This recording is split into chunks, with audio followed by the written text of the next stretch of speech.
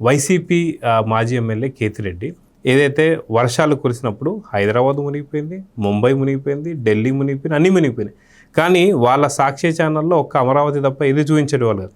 దాంట్లో ఆయన వచ్చేసి అమరావతి దగ్గర పులసల్ని పెంచవచ్చు అని చెప్పేసి అంటున్నాడు. అదిగాక వాళ్ళ సాక్షి ఛానల్లోనే మనం చూసుకుంటే అమరావతి మహిళల్ని వేసలి కింద మాట్లాడారు. ఇలా ఎంతో ఎంతో ఎంతో నీచంగా మాట్లాడిన వాళ్ళు ఇప్పుడు ఏదో వాళ్ళపైన అమరావతి రైతుల మీద ప్రేమ కురిపించేస్తున్నారంటే నమ్మడానికి ఎవరైనా సరే రైతులు సిద్ధంగా ఉన్నారంటే ఏం చెప్తారు? మీరు చెప్పినట్టు ధర్మవరం ఎక్స్ఎమ్మెల్యే కేతిరెడ్డి వెంకటరామరెడ్డి అండి గుడ్ మార్నింగ్ ధర్మవరం అని జనాలకి మస్కా కొట్టాలని చూశాడు. ఆయన సోషల్ మీడియాలో తెల్లారి లేస్తే అంటే పక్క రాష్ట్రంలో కూడా కేతిరెడ్డి వెంకటరామరెడ్డి లాంటి ఎమ్మెల్యే లేడు అని అనిపించుకునే దశకి వెళ్ళాడు. కేవలం మోసపూరితమైన ప్రచారంతో, వంచనతో వెళ్ళి నోటితో పలకరిస్తున్నాడు. కానీ అక్కడ భూ కబ్జాలు చేసేది ఈయనే. ప్రభుత్వ భూములు చేశాడు, ఇరిగేషన్ భూములు చేశాడు, అనేక రకాలు. అక్కడ పెద్ద లగ్జరీ హార్స్ రేసింగులు, ఆయన గెస్ట్ హౌస్లు, తర్వాత బంగ్లాలు, జీపులు అంతా అంటే రష్యాలో దాచాస్ అని ఉంటాయి. అంటే అత్యంత విలాసవంతమైన వస్తువులు దొరికే అది అందరికీ ఉండదు ఆ యాక్సెస్. కేవలం కమ్యూనిస్ట్ పార్టీలో అగ్రనాయకులకి మాత్రమే ఉంటుంది ఆ దాచాస్కి. అలాంటి విలాసవంతమైన ఐలాండ్లు తయారు చేసేసుకున్నాడు. మళ్ళీ తెరలా లేస్తే పొద్దున్నే వచ్చారా బుజ్జి నువ్వెట్టా ఉండవు, ఎర్ర నాని ఎట్లా ఉన్నావని ధర్మవరంలో మాట్లాడిస్తూ దాన్ని ఆయన ఓడిపోతే ఎంత రాక అంటే ఇక్కడ తెలంగాణలో బీఆర్ఎస్కి చెందిన కేటీఆర్ కేతిరెడ్డి వెంకటరామరెడ్డి కూడా ఓడిపోయే పరిస్థితి వచ్చిందని అన్నాడు. అంటే ఏంటి కేతిరెడ్డి వెంకటరామరెడ్డి అంటే మనందరితో పాటు ఆయన కూడా చూసింది గుడ్ మార్నింగ్ ధర్మవరమే. ఆయన చేసినటువంటి భూ కబ్జాలు, అక్రమ ఆస్తుల, ప్రజల వేధింపులు ఏమి బయటకు రాలా. ఆ తర్వాత బయటకు వచ్చినాయి. ఆ పెద్ద మనిషి వచ్చి ఇవాళ అమరావతిలో పులసలు పెంచొచ్చానని చెప్తే పులసలు ఇళ్ల మీద టెర్రాసుల మీద కూడా పెంచుతున్నారు. తర్వాత మీరు ఇప్పుడు చెప్పారు దేశంలో అన్ని ప్రధాన నగరాలు చెన్నైతో సహా అనేక నగరాలు, మొన్న ఢిల్లీ కూడా వణికిపోయింది. ఇప్పుడు గతంలో లాగా కాకుండా వాతావరణంలో సడన్ మార్పులు రావటం వలన ఒక వర్షాకాలంలో పడాల్సిన ఒక 3 నెలల్లో పడే వర్షం కొన్ని గంటల్లో పడే పరిస్థితి వచ్చింది. అట్లాంటప్పుడు ఈ మునుగుతున్నాయి. దానికి మనం దాన్ని ప్రణాళికలు ప్లాన్లు వేసిన వ్యక్తుల్ని మనం బ్లేమ్ చేయడానికి లేదు, మన నిర్లక్ష్యం వాతావరణం పట్ల. అయినప్పటికీ మీరు చెప్పారు అమరావతిలో మాత్రం జరగలేదు. అమరావతిలో ఎటువంటి వర్షం వచ్చినా తీసేసుకోవడానికి కృష్ణానది ఉంది పక్కన. కాబట్టి అక్కడ మునిగే పరిస్థితి ఎక్కడ ఉంటుంది? వాళ్ళు ఏమనుకుంటున్నారంటే అమరావతి అంటే కృష్ణానది ఒడ్డున ఉంది కాబట్టి అది మునిగిపోతుందని. కరకట్ట కమల్ హాసన్ అప్పుడు చంద్రబాబు నాయుడు గారు ప్రతిపక్ష నాయకుడిగా ఉన్నప్పుడు పెద్ద వరద వచ్చింది, చరిత్రలోనే పెద్ద వరద. ఆ నీళ్లు కూడా వెళ్లకుండా ప్రకాశం బ్యారేజ్ దగ్గర బిగబట్టించి చంద్రబాబు నాయుడు గారి ఇల్లు ముంచాలని ఎంత ప్రయత్నం చేశాడు. ఆ మూర్ఖపు పనికి ఒక్కోసారి ప్రకాశం బ్యారేజీ అది కట్టి దాదాపు 80 ఏళ్ళు కూడా అయింది, 85 ఏళ్ళు అయిందో. ఒక్కోసారి దానికి ఏదైనా ప్రమాదం జరుగుతుందని కూడా వాళ్ళు ఊహించలా. కేవలం చంద్రబాబు నాయుడు గారి ఇంటి ప్రాంగణంలోకి నీరుని పంపించాలి, దాని మూలన ఆయన్ని అమరావతిని బ్లేమ్ చేయాలని.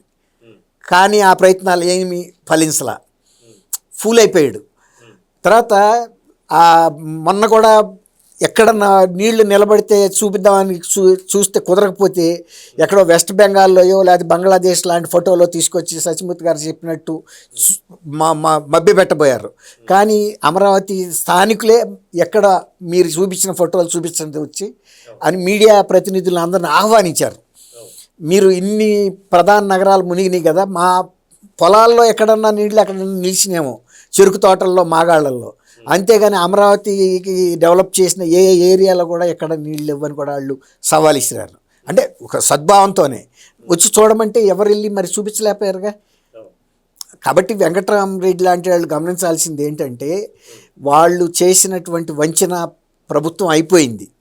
ఇప్పుడు ప్రజాప్రభుత్వం, నిజమైన ప్రజాప్రభుత్వం వచ్చింది. ప్రజలు కూడా ఈ వంచన తెలుసుకునే కదా వాళ్ళకి గుణపాఠం చెప్పారు.